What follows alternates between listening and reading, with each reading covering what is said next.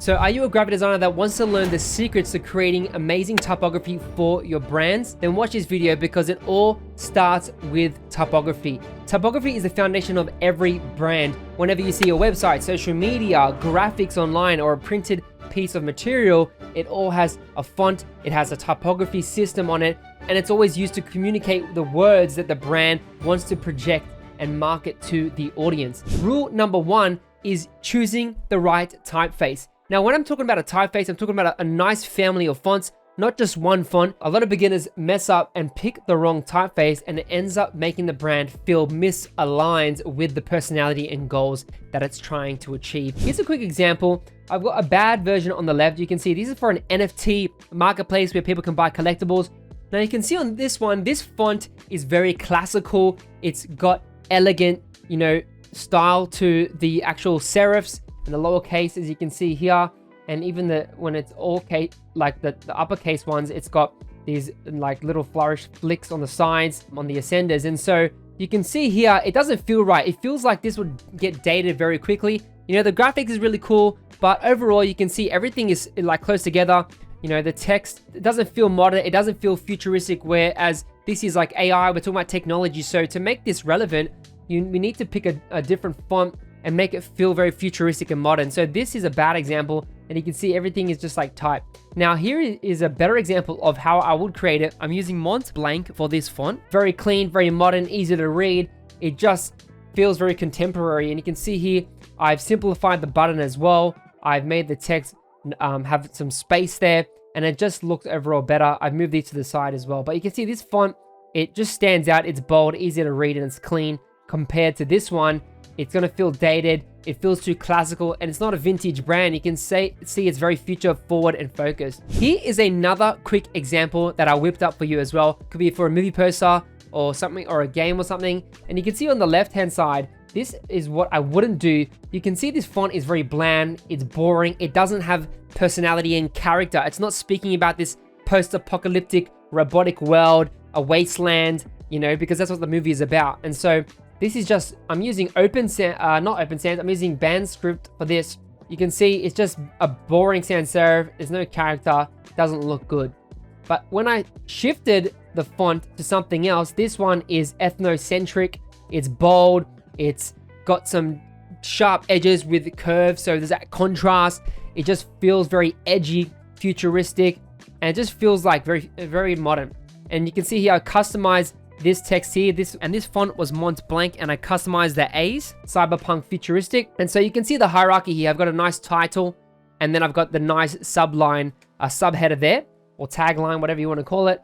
And so it just feels a lot better than this.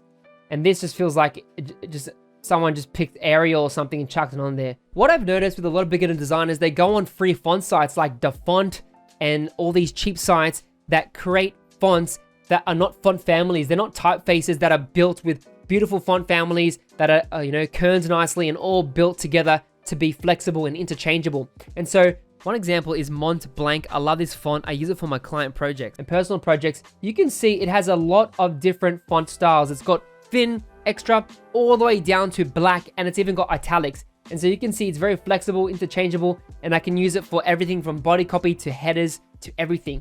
Whereas this one, Cocoa Goose, was a free font I downloaded on DaFont, and it's only got light and regular. You can see this one's so flexible, and this one is very limited, and that's why I don't like getting free fonts.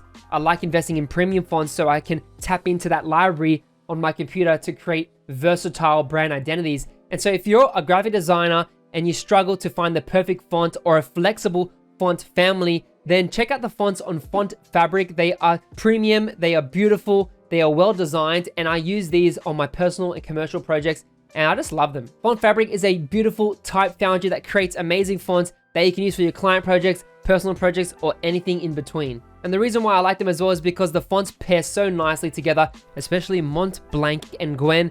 These are one of my favorite fonts. They just work really well together. I've got that classical touch with that modern feel, and I can interchange them, when it's a heading and a body copy, and I just really like it. So if you want 50% off all their fonts on their website, you can just use my code Jeremy50. I will put the link in the description below. Make sure you click on that and check out their fonts. You won't be disappointed. They're just amazing. Tip number 2, which is all about contrast, hierarchy, and scale. these are the three core things when it comes to typography when you need to think about when, you know, playing around with type and layout and everything like that. One of my favorite books, it was called Thinking with Type by Ellen Lupton. I read it years ago.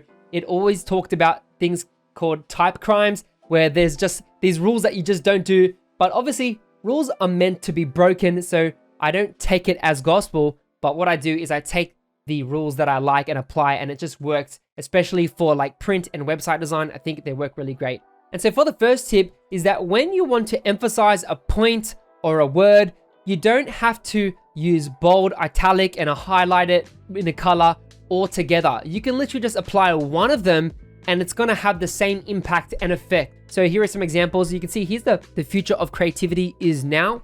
And so here's what it looks like without nothing. And then so here's what it would look like if I just use one element, which is just highlighting it in a color. So you can see highlighting it, it's really easy to stand out and emphasize those keywords. This one, same text. All I did was reduce the size. So I'm using the scale factor. So small and big, which creates contrast. And so it's literally the same leading as well. So you can see it's all the same. All I did was decrease the size. I didn't even make that one thin. Another way, as I said before, you can actually highlight. So using color, create like this highlight effect is a cool way as well, especially on websites. You can, do like, a box, you can do a scribble, you can do so many different things to make it really pop, but you can use any color as well. It'll have the same effect. This one, I'm using light and bold. So that's a good way to create contrast here. So I'm making the useless words or the less important words in a light font. So it shows, okay, this is not important, and keeping the keywords in bold. And then lastly, you can use italics. This is another way to create emphasis on a word or a point that you want to make. And so just by applying that, it's already creating this dynamic sort of, view on that word. And obviously, like, I can also add gray if I want to, like, let's say I want to make it less prominent, these words here, as you can see. And it can also add, I can make these thin as well if I want to get that point across even more. Now, another thing is about font pairing. A lot of designers struggle to pair fonts together. Now, when I think about font pairing, I always think about contrast and I think about legibility and readability. Is it going to flow nicely together? Is there going to be a nice contrast between headings and paragraphs? Because especially with social media and websites, you usually have like a H1, which is like your core header. Then you have subheaders, which can be like a H2. Then you've got another subheading, which could be H3, H4, etc. And then you've got a paragraph. And then usually you've got like a button, which is a call to action, especially on a website. And so these things need to have hierarchy and they need to flow nicely. So here is a bad version of pairing fonts. These fonts are both script fonts. So you can see I'm using Gibson and Fairwater. And so this would be a heading, which looks cool, but then this is a script as well. And it just does not feel readable. It feels cramped. It just feels like my eyes and my brain is just getting overwhelmed. And so I don't like doing this. I like to have something simple like this. So you can see I'm using Gwen and Monte Blanc, which is from Font Fabric, which I love. And so you can see it's got this nice, elegant typeface for the heading. And then I'm using Monte Blanc Light here with some spacious leading to give it some breathability. And it just feels nice. It's easy to read. I actually want to read it. I'm curious to see what it says. The header is not clashing with this text here because this is a sans serif and this is a serif font. So you always want to try and blend, opposite font style. So usually a display font and a sans serif, or like a serif and a sans serif. Or if you want to go to slab serif, that could work as a header. And then you can use a simple serif for a body copy. So try and balance it out. But usually sans serifs are the best for like bodies and headlines. Like if you just want to stick with that, you can use just one font if you wanted a font family, which would work great. So I want to show you another example, a bad example on the left here. This one, I'm using Bebas New, which is a popular font. I used to use it back in the day when I was in like university. Like my teacher was like, yeah, use Bebas, it's good. I'm like, okay. But anyway, I don't use it anymore, but it's just a nice condensed font and it's great for all caps. It's not good for lowercase because it doesn't even have like lowercase. If I try and change it, you can see it's limited. It's only got uppercase. So that's great. And then this one is a uniform extra condensed. So I'm using two condensed, very like tight fonts together, and it just feels a bit, too tight, like claustrophobic. It doesn't fit well. And this is a bit bold as well, which clashes with the header. So you don't want to have two bold fonts. You want to have, remember, light and bold, okay? Use scale, use contrast, and have that hierarchy. And so to make it better, what I did, this is a good version. I'm still using Bebas Neue for the header, which works, but I changed the body font to Belly, which is a serif font. So you can see it's a simple serif. It's got like sort of these sharp angles, but overall it works well because this is a plain font. It's just condensed. It's very straight sans serif, whereas this one has got a bit of character to it and it blends well. It doesn't make it feel too vintage or retro. It just feels modern, a bit of personality. And so I think this works really well. Now, tip number 3 is how to become a kerning god. Whenever we talk about kerning, you know, the general public will be like, what are you talking about? But when it comes to designers are like, yes, you know, they see every little space in between the movie, you know, title, when you see that new movie come out, or on that billboard from a famous brand, and they always can tell what if the kerning is bad. And so kerning and leading and tracking is important to understand as a designer because it's really helped me just create better designs overall. And so you got to remember, when it comes to psychology, most people do not read long forms of text. People actually scan. They scan in a Z format, so left to right like this in a Z. And so people scan headings and they only read the first line of a paragraph. So if you've got long paragraphs, people are most likely just skimming and scanning really fast, especially on websites or on the phone. You know, everyone has small attention spans these days because of technology. So we need to make the text really easy to read. If your text doesn't have space to breathe and have a lot of white space around it, then your brain can get overwhelmed when someone's reading your blog or reading your website, and then they'll be like, I'm done with this, and they'll bounce off it. So make sure you get good at kerning, leading, and tracking, and I'm gonna show you a quick example of how I'll do it. So here's a quick example of, you know, it could be like a poster or a social media or an email newsletter. So on the left is the bad version. You can see I've got a font, we've got Monte Blanc, and we've got Monte Blanc as well. You can see there's too much tracking, and tracking is the space between whole words. Kerning is the individual space between two letters. So you can see I've got two O's here. The kerning would be between these two letters here. Tracking would be the whole word, okay? And then leading is the space between the lines. So you can see the two lines here, the space in between. And so you can see here, the leading here is tight, and the tracking here is pretty bad as well. Like, it just makes it look bad. And then down here, you've got maybe a website, and it's just in the center. It doesn't feel good. It's italicized, and it just feels out of place. There's no synergy happening with this layout. So on the right, I've got a better version. You can see I'm using the exact same fonts. All I did was adjust the leading, and I changed the tracking for this. So for this one, I made it uppercase, and then I changed it. So if the tracking is at 20, I could go to 40 if I want. A shortcut key I love to use is hold Alt and tap the arrow key. So it's an easy way to do this. And whenever you have all caps, it's actually easy to read when you have more space. So add tracking a bit, and it's easy to read. And then for this, for leading, I hold Alt and tap up and down once you select it all. So I just press Control A or Command A, and I just tap down to create that space. And that's how I really use typography, especially in Illustrator. It's super easy to do with the shortcuts. Overall, it's easy to read, it's nice. And one other tip as well as I apply to design is that you can see how this text doesn't go all the way. Usually on websites, some people drag it all the way, but what you want to do is only have the text box or the text go 60% of the way. So that's why I drag it to, I usually eyeball it, I don't really measure it, but around here you can see it's like 60% of the page, so it's a bit over 50%, and it's just easy to read it because people don't want to read too far and too long, because remember, the brain will get overwhelmed and get tired, fatigued, and the eyes get tired when they're constantly like reading like this, because your eye jumps to the first words of the ends of the sentences and the start of the sentences. So that's why I use 60%. Now, when it comes to tracking, one of the reasons why I don't use too many free fonts as well is because the designer who created the typeface or the font, sometimes they don't kern properly. You know, it could be an amateur and they didn't kern and track properly. So you can see these two fonts. This one is very tight. It's actually touching, and sometimes you don't actually want that. So I'm going to show you how to fix that. And this one was a free font called Cocoa Goose. You can see out of the gate, the S and the O here is not, it's a bit loose. And you can see the S here, there's a lot of extra space. It needs a smidge or a touch to move there, because if I zoom out, you can see it's a bit off. You know, even this R feels a bit weird. So we're going to fix that. So what I'll do is I'll just select everything, press Control A, bump the tracking up like that, maybe give some more space, and you can see it's already feeling a lot better. Obviously, you can have it tighter in certain places, that's fine, because when you come with a round shape like an O, it's usually you want to tighten the space a bit more, because it's an optical illusion. Your eye feels like there's more space because it's the edges around it, so there's more space coming outside of the O. So you can see as it rolls out, there's more space at the top and the bottom.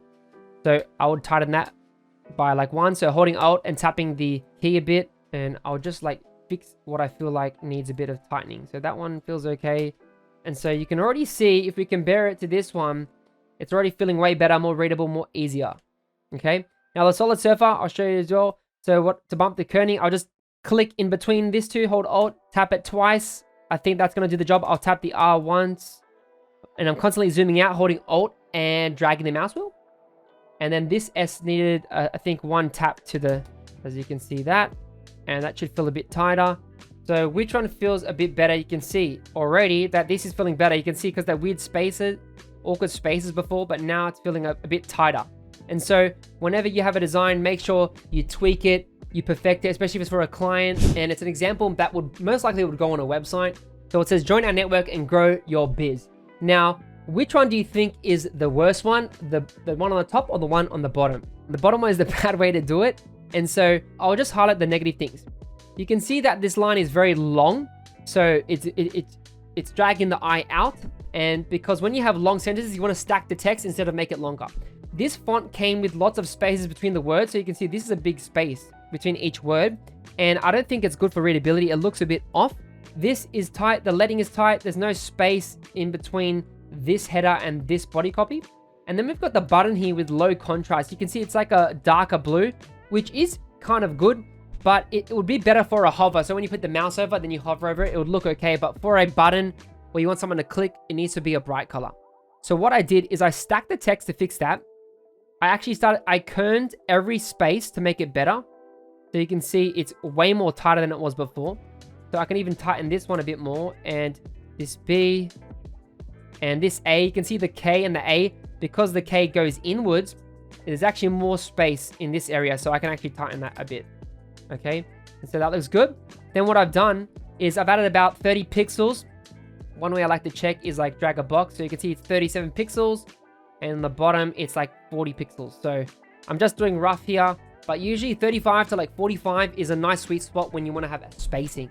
Obviously, you can break those rules. They're not like laws or anything when it comes to design.